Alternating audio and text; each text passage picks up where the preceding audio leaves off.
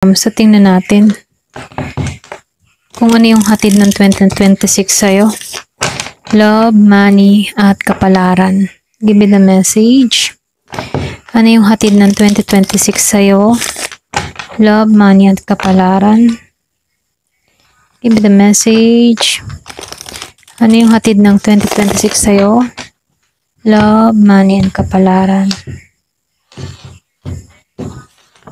Give me the message.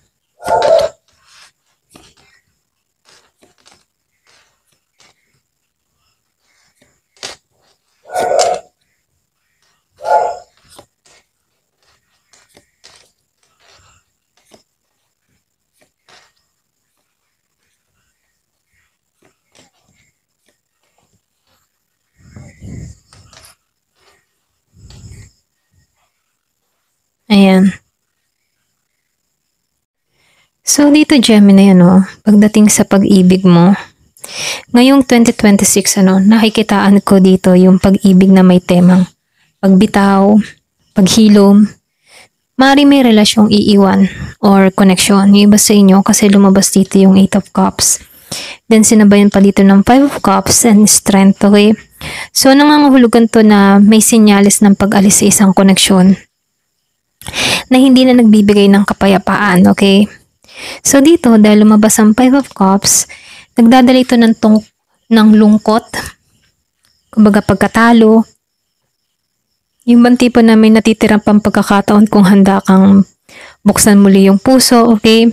Pero dito, dahil lumabas yung Strength, meron dito nagsasabi na kahit nasaktan ka, lalabas kang mas matatag. Kasi dito, nakikitaan ko dito na natututunan mong magmahal ng may hangganan, okay? At respeto, lalo-lalo na sa sarili. So, yung pinakapayo sa'yo dito, iwasan mo yung yung sakit. Kumbaga, harapin mo ito. Dahil pagkatapos ng mga pain na nararamdaman mo, meron kang matatagpuan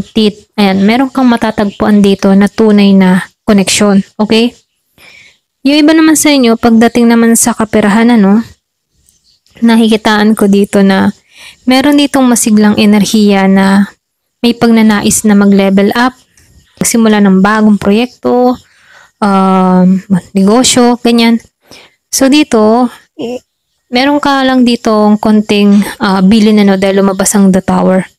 Kumbaga dito, isang pagbabago financially ang mararanasan mo, okay? So, maaaring trabaho, yung iba sa inyo, negosyo, paraan ng kita ay magbabago din na hindi mo inaasahan, okay? Dahil dito sa Tower, merong nawala sa'yo pero meron ditong pagbabago. Kumbaga yung nawala dito, ito yung simula ng transformation, okay?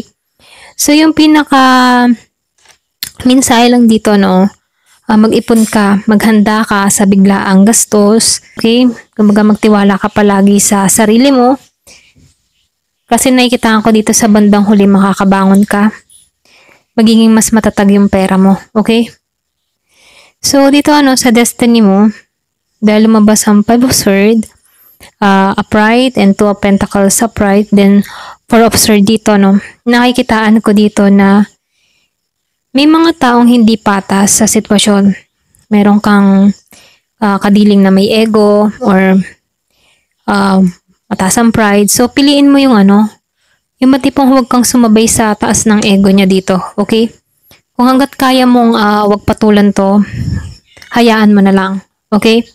So, nakikita ko dito, matututunan mo naman balansehin ang lahat dito sa 2 of Pentacles. So, nakikita ko dito, meron dito magiging maayos yung oras mo, yung emotion mo, at maging yung mga responsibilidad mo dito. Okay? So, nakikita ko dito, makakalaya ka sa sitwasyon. Okay? So, matututo kang balansehin lahat. So, dito sa 4 of Swords, upright, okay? So, nakikita ko dito, pagod ka na eh. Pero ganun pa man, ito yung oras ng pagpapahinga. Okay? So, dito, kailangan mong pagtuunan yung sarili mo, okay? Mag-relax ka, magpahinga ka. Talikuran mo na yung hindi magagandang sitwasyon na nangyari sa'yo dito. So dito, nakikitaan ko rin dito, no? Pinakamagandang baraha yung magician dito.